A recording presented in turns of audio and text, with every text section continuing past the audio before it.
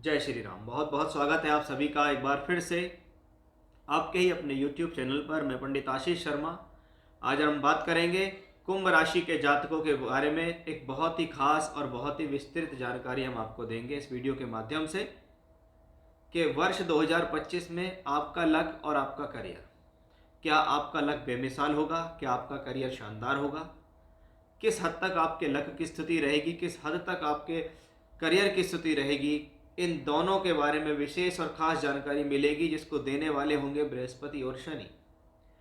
कि बृहस्पति जो 5 जगहों का कारक है, शुभ ग्रह है, जिसका लक और फाइनेंस से बहुत गहरा जुड़ाव है।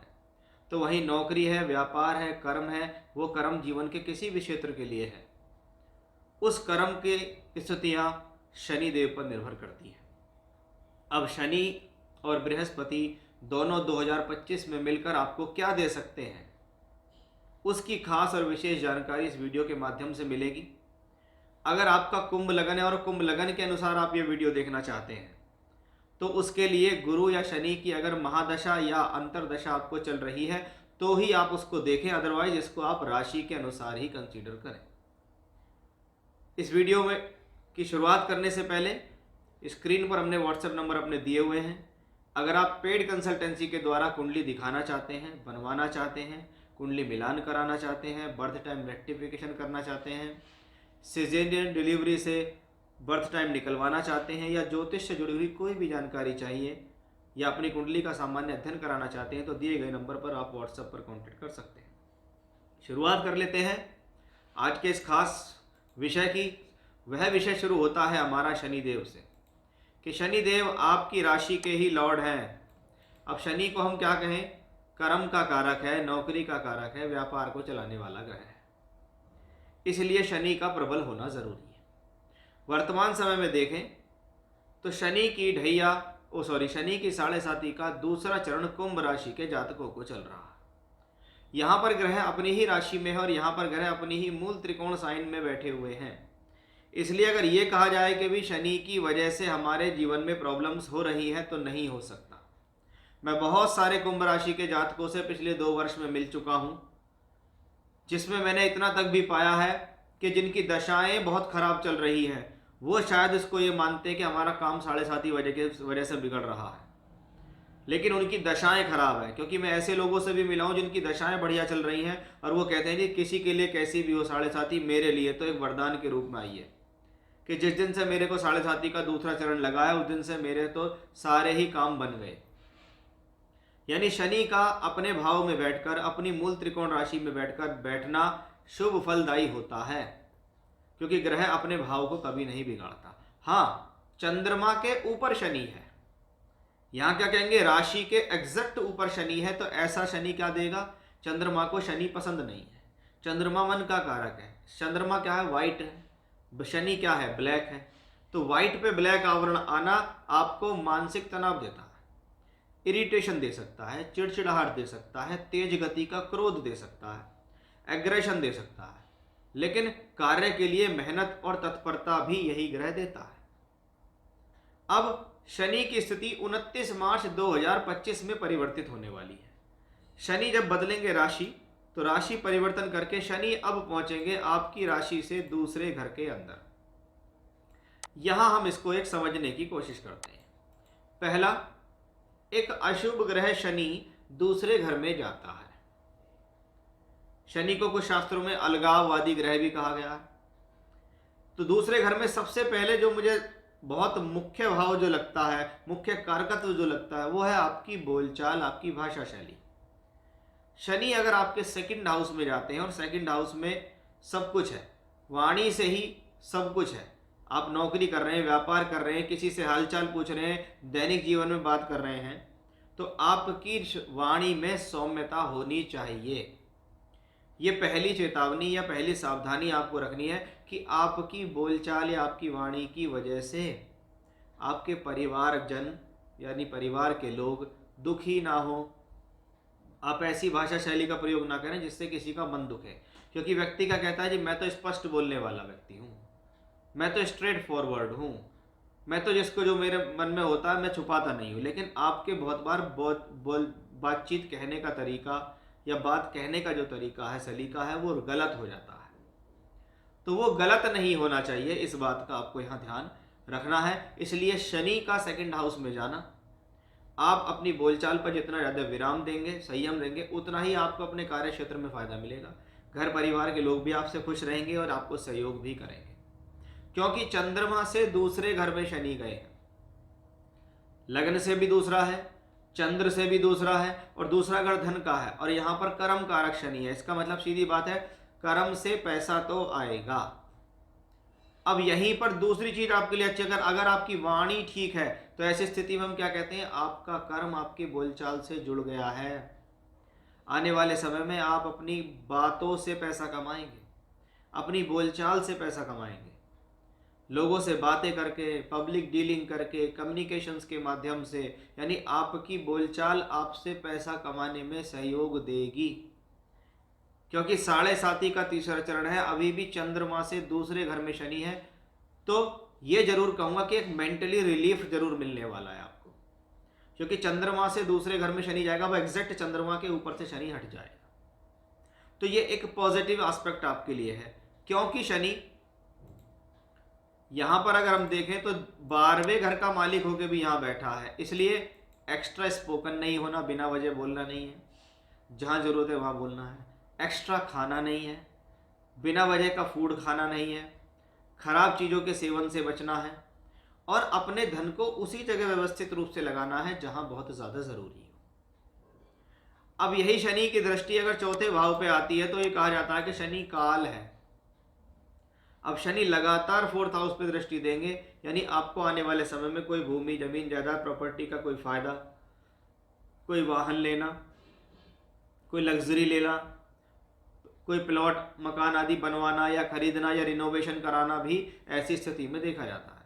शनि की स्थिति यहाँ 11th हाउस पे डायरेक्ट पड़ रही है। ये शनि की 10वीं दृष्टि है, धन भाव से बैठकर इनकम के भाव पर है, यानी ये कॉम्बिनेशन पैसा दिलाएगा भी, धन कमाएगा भी और धन का संचय भी कराएगा।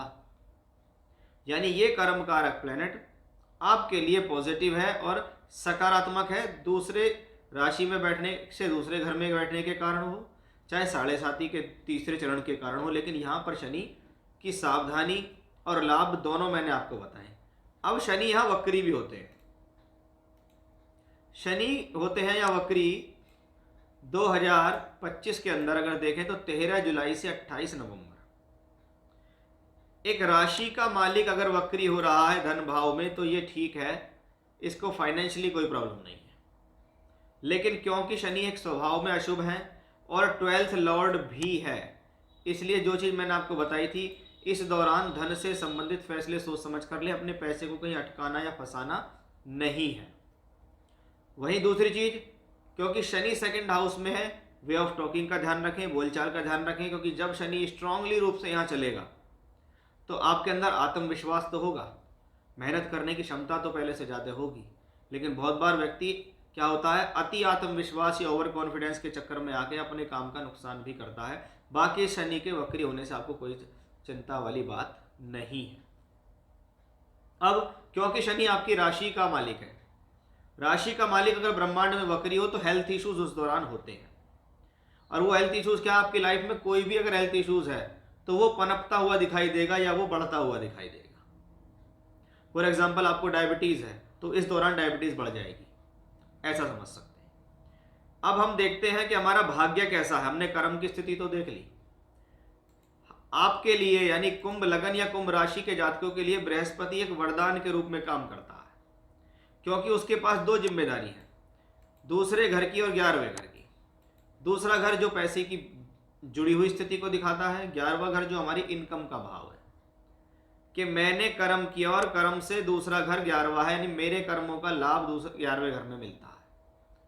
अब जब दो धन को संभालने वाला ग्रह और धन का कारक ग्रह भी, क्योंकि अगर आप देखिए तो बृहस्पति धन का कारक भी है, इसलिए मैं बहुत बार पहले भी जब मैंने कुंभ लगन से संबंधित शनि की वीडियो बनाई थी कि शनि 12 भावों में कैसे फल देगा या गुरु 12 भाव में कैसे फल दे रहा है, तो मैं हमेशा से कहता हूं कि अगर कुंभ लगन है और गुरु आपका स्वस्थ है तो आपको आजीवन समस्या देगा ही नहीं पैसे की।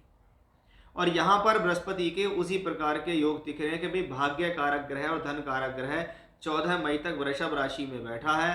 कोई भी प्रॉब्लम, कोई भी समस्या भाग्य को लेकर नहीं है, धन को लेकर नहीं है। यानी हम क्या कहेंगे, जो मैं हमेशा से कहता हुआ हूँ, भाई तो आपकी दशा में प्रॉब्लम हो सकती है, आपकी कुंडली के योग में प्रॉब्लम हो सकती है, आपकी वर्ग कुंडलियों में प्रॉब्लम हो सकती है, लेकिन आप ये कहें कि 7.5 या बृहस्पति के गोचर की वजह से मुझे नुकसान हो रहा है, तो ये कदापि नहीं है। बृहस्पति 14 मई तक यहां रहेंगे, एक्सीलेंट है। 14 मई के बाद बृहस्पति का ट्रांजिट चेंज होता है और 14 मई से लेके 18 अक्टूबर तक बृहस्पति राशि से पंचम में रहेंगे। अब इसको पॉजिटिव देखिए, इससे ये चौथे में है और इससे ये सप्तम में है। तो हम क्या कहेंगे, ग्रह का अपने से केंद्र में जाकर अपने ही भाव को देखना, यानी 11वें घर को डायरेक्ट देख रहा प्लेनेट। तो क्या क्या होने वाला है, ये इस दौरान लाभ बढ़ेगा, सोर्स ऑफ इनकम बढ़ेगा, प्रगति के चांसेस ज़्यादा होंगे, प्रमोशंस के चांसेस ज़्यादा होंगे, पैसे की आवक बढ़नी, व्यापार हो या नौकरी हो, यह समय प्रमोशनकारी रहेगा, ये समय तरक्की देने वाला होगा, ये समय जीवन में आगे बढ़ाने वाला होगा। उस लिहाज से ये कॉम्बिनेशन बहुत सॉलिड है, यानी बार बार ऐसा भाग्य, बार बार ऐसा लक नहीं मिलेगा। तो बृहस्पति की पहली पोजीशन सॉलिड, दूसरी पोजीशन भी सॉलिड है, क्योंकि दोनों ही तरफ से उसका पैसे से पूरा संबंध है। अगर हम बृहस्पति के अंदर और भी अधिक सकारात्मकताएं देखें तो बृहस्पति जहां बैठते हैं, पंचम में बैठे हैं, तो शिक्षा, विद्या, बुद्धि, ज्ञान के लिए अच्छा। नवम को देखते हैं तो संतान का सुख, सहयोग, संतान की प्राप्ति या कंसीव होना दिखता है। 11th हाउस इनकम को देखते हैं, राशि लगन को देखते हैं, मान सम्मान को बढ़ाते हैं, हेल्थ को अच्छा करते हैं। अब बृहस्पति का अंतिम परिवर्तन 2025 के अंदर क्या है कि एग्जॉल्टेड हो रहा है, ये प्लेनेट उच्च का हो रहा है, धन का कारक उच्च का है। लेकिन इसको समझिए कि यहां से ये ग्रह अपने से पंचम में है और वापस इसको देखता है, यानी ये धन के आगमन लगातार देने में सक्षम रहेगा। लेकिन लाभ का मालिक उच्च का होकर अपने से अष्टम में बैठा हुआ है और यहां से बैठकर 12वें को देखता भी है। तो बहुत बार क्या है, इस दौरान व्यक्ति ने जो लाभ कमाया वो लाभ गवा भी दिया अपनी वजह से, क्योंकि वो ओवर कॉन्फिडेंस में आ जाता है। तो 18 अक्टूबर से 5 दिसंबर इस बात का विशेष ध्यान आपको यहां रखना ही पड़ेगा। भले ही वो उच्च का होगा, लेकिन उसका ध्यान रखने की आपको यहां जरूरत होगी।